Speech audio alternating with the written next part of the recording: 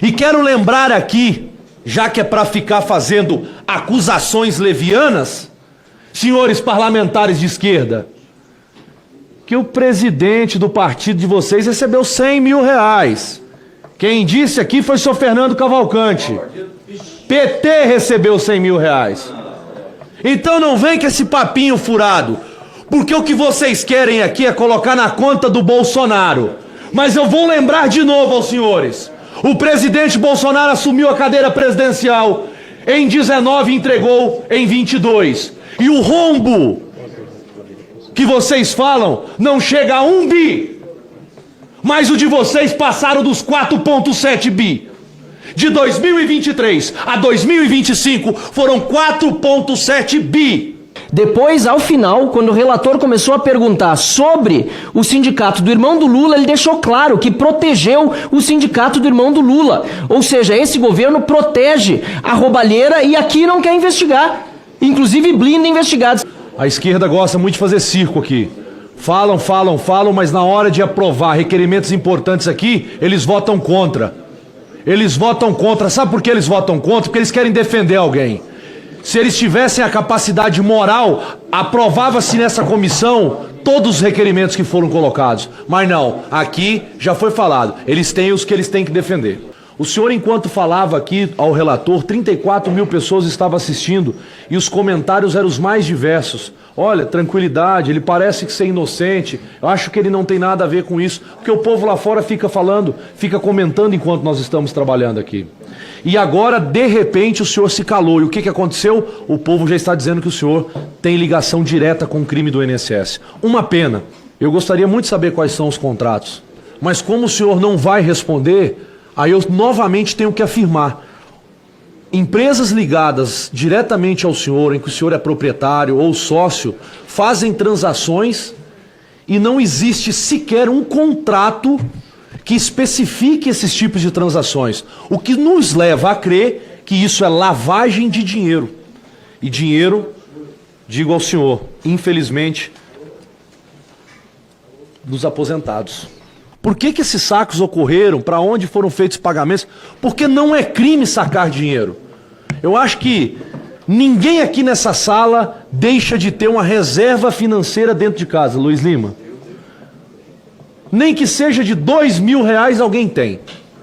Mas, quando se fala em montantes de quase meio milhão, ou alguns milhões, ou até alguns bilhões, nos levam a crer novamente, senhor Fernando, que não tendo resposta do senhor, eu estou fazendo uma afirmação de que isso é dinheiro criminoso, de transações ilícitas, que envolveram diretamente o bolso do aposentado. E é esse tipo de coisa que eu não gosto. Hoje no Brasil é muito simples, senhor presidente. Quando o cara quer roubar, ele procura 2 entidades. A que quer fazer o roubo com ele e a que vai lavar o dinheiro para ele. E normalmente são escritórios de advocacia. E quero lembrar aqui, já que é para ficar fazendo acusações levianas, senhores parlamentares de esquerda, que o presidente do partido de vocês recebeu 100 mil reais. Quem disse aqui foi o senhor Fernando Cavalcante. PT recebeu 100 mil reais. Então não vem com esse papinho furado, porque o que vocês querem aqui é colocar na conta do Bolsonaro. Mas eu vou lembrar de novo aos senhores. O presidente Bolsonaro assumiu a cadeira presidencial em 19 e entregou em 22. E o rombo que vocês falam não chega a 1 bi. Mas o de vocês passaram dos 4,7 bi. De 2023 a 2025 foram 4,7 bi. Que sim, vocês dizem, enche o peito, que nós estamos pagando. Vocês não estão pagando nada, porque quem paga é o imposto que é tirado do bolso do brasileiro. A única coisa que vai ser paga nesse crime é se um dia esses bandidos devolverem centavo por centavo. Porque enquanto isso não acontecer, não venha com esse papo furado pro meu lado. Vocês estão aqui para ficar defendendo algumas pessoas. Aqui o PT, inclusive, preferiu esquecer que o próprio depoente disse que fez uma doação de 100 mil reais ao próprio Partido dos Trabalhadores. Aliás, quero o tempo todo mudar de assunto, mas na semana passada aqui, na minha opinião, depois eu fui confirmar, senhor presidente, o ministro CGU tinha que ter saído preso por falso testemunho. Depois, ao final, quando o relator começou a perguntar sobre o sindicato do irmão do Lula, ele deixou claro que protegeu o sindicato do irmão do Lula. Ou seja, esse governo protege a roubalheira e aqui não quer investigar. Inclusive blinda investigados. Eu olho aqui, senhor Fernando Cavalcante, os contratos de empréstimo, e a minha conclusão, acho que a mesa que a comissão aqui vai acabar chegando, é que isso que na verdade são contratos para lavar dinheiro. E o senhor foi operador disso. Consciente ou inconscientemente, é difícil ser inconsciente quando os valores são tão altos, mas uma pessoa que chega aqui e diz que não se lembra nem quais são os carros que tem, ou qual o patrimônio que declarou, fingindo talvez demência, não sei, o senhor colaborou com toda essa lavanderia que aconteceu e que foi revelado pela Polícia Federal. O senhor Fernando Cavalcante lá fora é o senhor ostentação. Aqui é o senhor ocultação.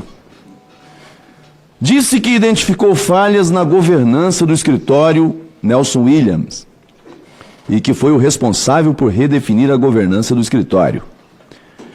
Disse em entrevista que cuidou do financeiro inteiro do escritório. Muito claramente. Aliás, seria melhor o relator pegar as entrevistas dadas lá fora e reproduzir aqui, porque é muito mais cheio de conteúdo e revelações do que o depoimento em si. Mas, aqui, o senhor Fernando se comportou como se não soubesse de nada. Mas vamos lá. O senhor Fernando Cavalcante era funcionário do escritório e tinha salário. Mas disse aqui que a maior fatia dos recebimentos era proveniente de participação por clientes que levava. Não passou batido. Eu observei bem. Ele respondeu em passão, relator. Ora, não é advogado. E a maior fatia do recebimento, dos proventos ou daquilo que era sua quota parte, era em relação a clientes que levava ao escritório. Não era advogado, repito, não é. Atuou como lobista. Era lobby. E agora a entrevista ali me parece revelar um outro dado. Veio para Brasília com a missão. Se não responde perguntas, fica a dedução. Disse que viria para Brasília porque Brasília era o centro geopolítico, o centro do poder. Então, tinha foco na política e tinha foco no judiciário. Foi dito na entrevista ali agora. E aí eu queria, senhor presidente, porque me parece que nós estamos diante de uma organização que misturou dinheiro dos aposentados e dinheiro da jogatina. E eu vou explicar por que estou falando isso aqui. Num grande esquema de lavagem de dinheiro. Lavagem de dinheiro. E ele demonstrou saber de tudo. Disse, fez a entrevista e ali, além da ostentação dos carros importados, Ferraris, Mercedes, motos importadas e tantas outras coisas, as entrevistas davam demonstração de que não era um servidor qualquer, era o gestor mor, era o CEO da empresa.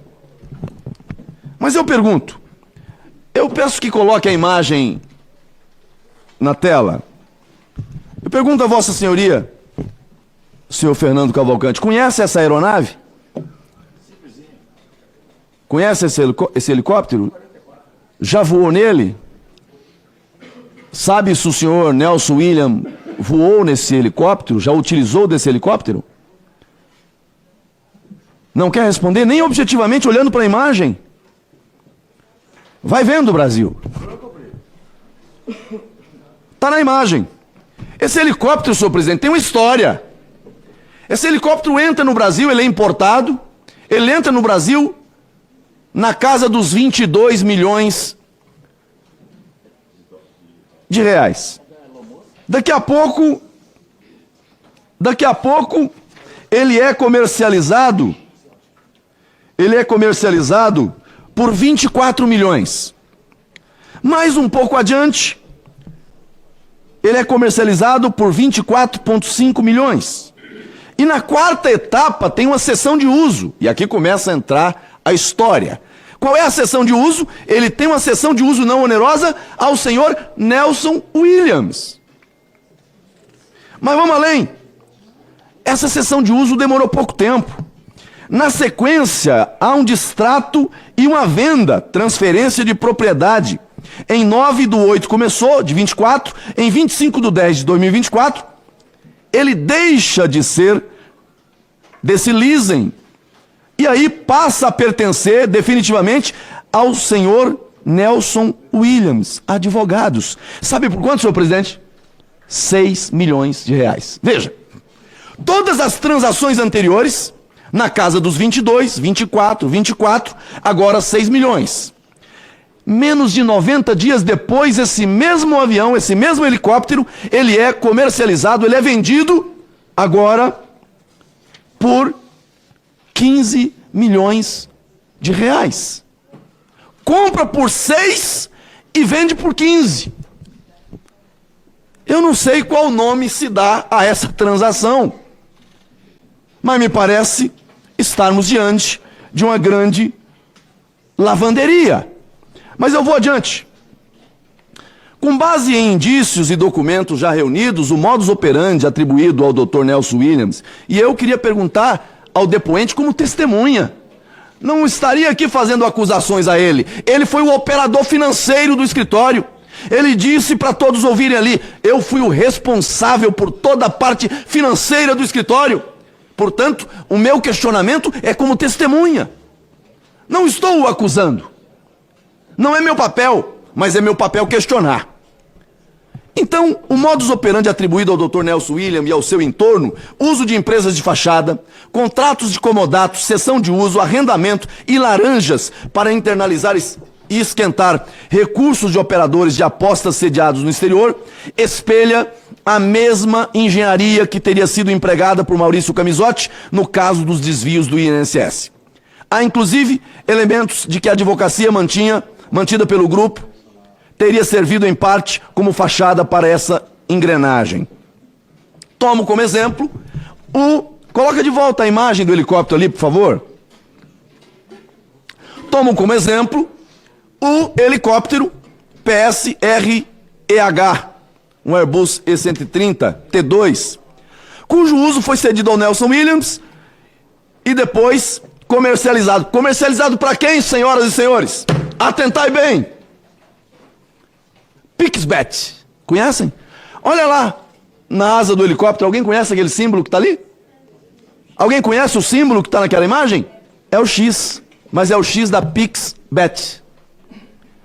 Ou seja, nós estamos diante de uma situação, senhor presidente. Eu pergunto ao senhor Fernando Cavalcante, o cliente que vossa senhoria levou ao escritório Nelson Williams é a Pixbet? Vossa senhoria disse que teve uma grande fortuna que não queria declinar quem foi o cliente levado. Eu pergunto, como lobista, foi a Pixbet? Ou foi outra empresa do ramo de jogatina? Porque mudou de nome, tem 2 nomes, está aqui no relatório completo. Aliás, nada como dar um Google e nada como pesquisar o site da ANAC, tem todas as informações, está todo o lastro probatório. Então, nós estamos diante de uma situação, senhor presidente, e aí eu advirto o senhor relator dessa matéria, porque me parece que nós estamos diante de uma situação em que há o cruzamento de recursos oriundos derivados dessa operação criminosa de assalto aos aposentados e de recursos que passaram por esse mesmo escritório como instrumento de lavagem de dinheiro, remessa exterior, porque essas empresas têm base, têm ancoragem em Curaçao, fora do Brasil. Antes da regulamentação, todas essas transações aconteceram através do mesmo método utilizado pelo senhor Camisotti no esquema dos aposentados. E aqui, senhor presidente, daqui a pouco nós vamos ter que fazer esse cruzamento, porque me parece estar sendo juntadas as duas coisas. O esquema de fraude aos aposentados e o esquema da jogatina que se usou de estruturas e de escritórios para praticar a lavagem de dinheiro e ocultação de patrimônio. Portanto, faço esse alerta. Eu tinha muitas perguntas, e eram perguntas ao depoente, na condição de testemunha, para trazer esclarecimentos sobre essas transações, sobre esses dados que tenho aqui em minha posse. Tomara que a gente possa, em outro momento, sem a proteção, sem a blindagem que está acontecendo com depoentes que estão vindo aqui, fazer as perguntas e termos as respostas que o Brasil espera de todos nós. Muito obrigado, senhor presidente. Que uma narrativa é dita todas as reuniões. E se fala de uma maneira coletiva, se colocando sobre um determinado grupo, e eu acredito que isso é da política, uma pecha que não nos cabe. E nem por isso, ninguém aqui atropela a fala de quem quer que seja. Ouvimos há pouco aqui um discurso onde se taxou de esgoto um segmento da política. Esgoto. E nós ouvimos. Porque acredito que é um processo de debate, porque não nos coube a carapuça, senhor presidente. Então, se alguém se resigna porque está se sentindo incomodado, vai haver o momento da réplica. Vai haver o momento do esclarecimento. Agora, não dá, senhor presidente, para ficarmos aqui como, desculpe a expressão um pouco chula, como o cachorro correndo atrás do próprio rabo. Onde se procura aqui blindar, verdadeiramente blindar a investigação que todos nós desejamos. Senhor presidente, 2 sessões subsequentes de votação, nós assistimos aqui um grupo votando contra situações que permitiriam elucidar esse problema que nós estamos debruçados. Um problema que interessa ao povo brasileiro. O que é que eu espero? Que haja civilidade, é verdade, deputado. Nós queremos civilidade. Nós queremos que o trato entre nós seja respeitoso com as testemunhas, com aqueles que vêm a essa comissão, que sejam tratados com urbanidade. Até porque não houve trânsito em julgado, ninguém aqui pode apontar o dedo para ninguém e dizer, olha, você já é culpado. Não, vamos debruçar sobre as provas.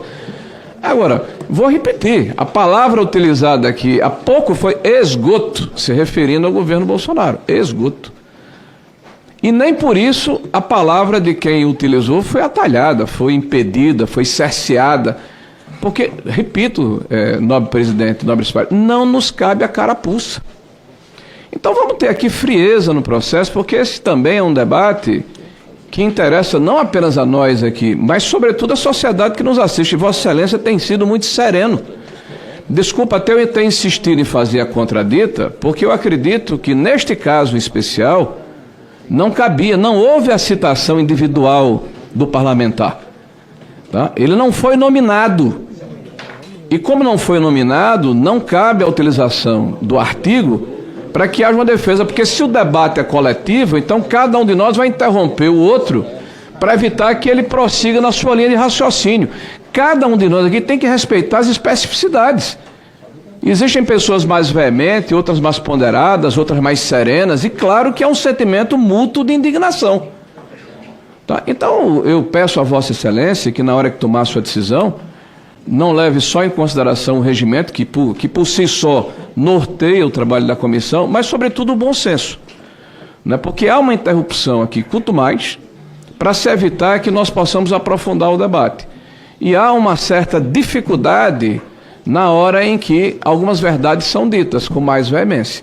Então é claro que eu tenho pedido aos nossos pares aqui que tenham serenidade. Não quero aqui faltar contrato com ninguém. Mas, por favor, vamos olhar a trave que existe no nosso olho antes de apontar o argueiro que existe no olho do vizinho. Aliás, é bíblico. O mais importante disso tudo que foi falado aqui é que se você parar para pensar, pessoal, realmente o que o senador Marcos Rogério falou faz todo o sentido.